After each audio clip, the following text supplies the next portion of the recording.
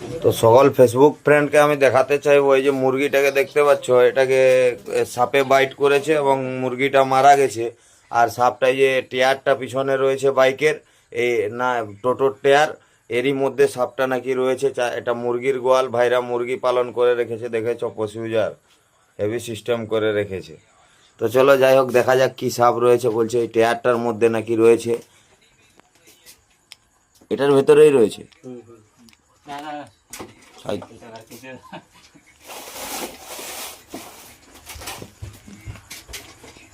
চলো দেখাবার চেষ্টা করবো, এটার মধ্যেই রয়েছে সাপটা। দেখতে পাচ্ছ কোথায় রয়েছে? ওই দেখো, বাচ্চা মতো একটা গোখরো সাপের বাচ্চা হবে সাধারণত।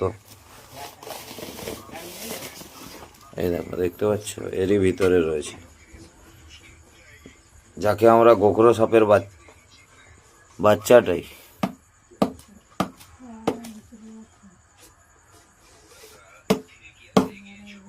এরই ভিতরে রয়েছে।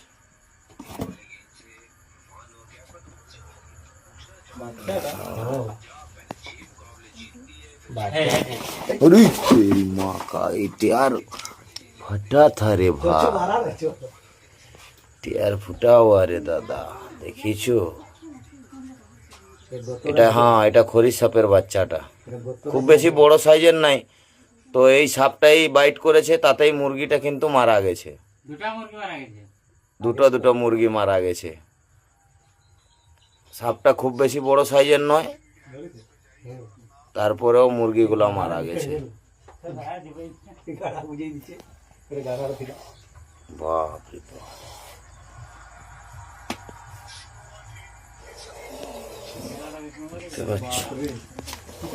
ভয়ঙ্কর ব্যাপার।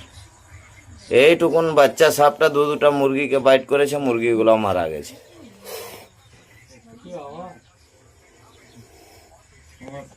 হুম,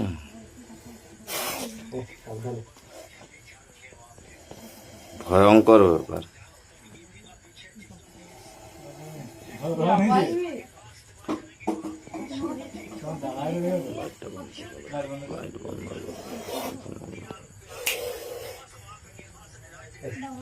ওয়াও,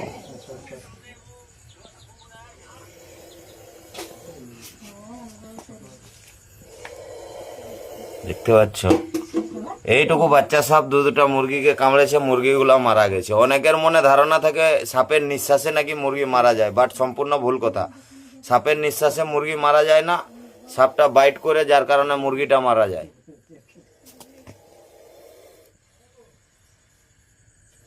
রাতের অন্ধকারে মুরগির গোয়ালে গোখরো সাপ, রে রাম।